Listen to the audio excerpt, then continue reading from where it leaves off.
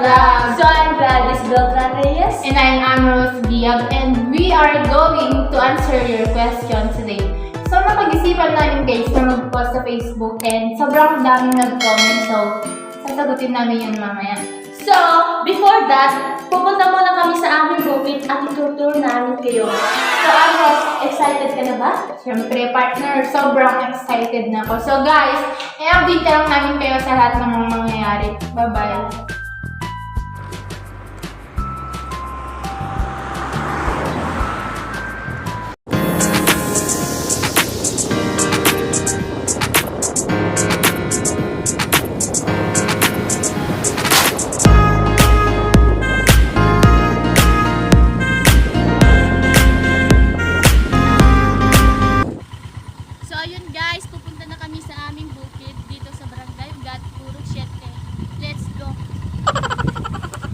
Huh?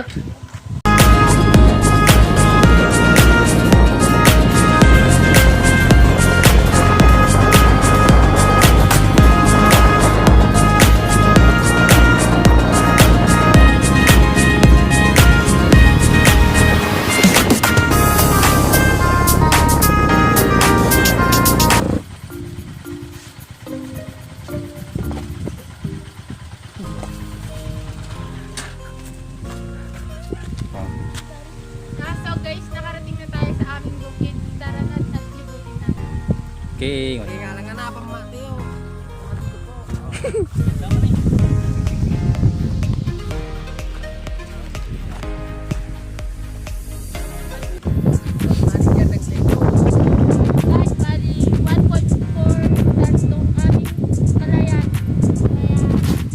Dahil sa pandemic, sinasabay ko yung pag-online class sa aming bukid. Dahil ito yung pinamana sa akin ng mama ko. Dahil ako na yung tinuturing niya na taga-manage. Pag-aali ko to yung tato ko.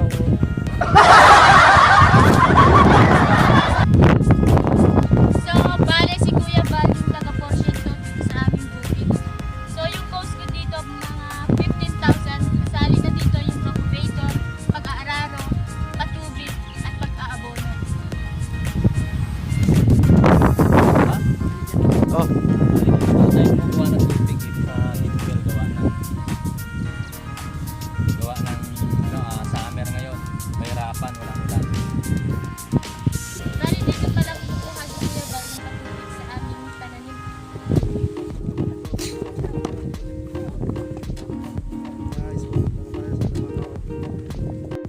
So tara guys, silipin natin yung alaga naming kalabaw na kung saan siya yung ginagamit namin upang panghapon ng mga ani nila Gladys.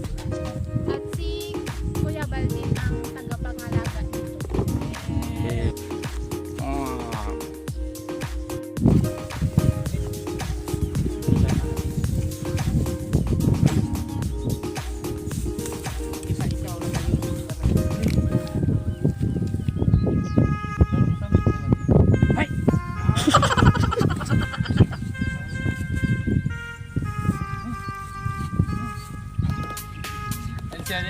Ito na yung kalabaw namin na matagal ng alaga ni Kuya Bal.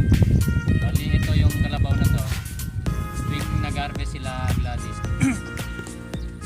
Ito yung panghagod namin. Pagkinabangan din namin ito sa ibang nag-harvest tulad ng panghagod ng palaya, pang-araro, saka panghatid na mga pula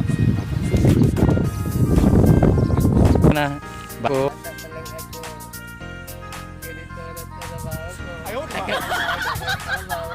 Hihi. Paano masabi?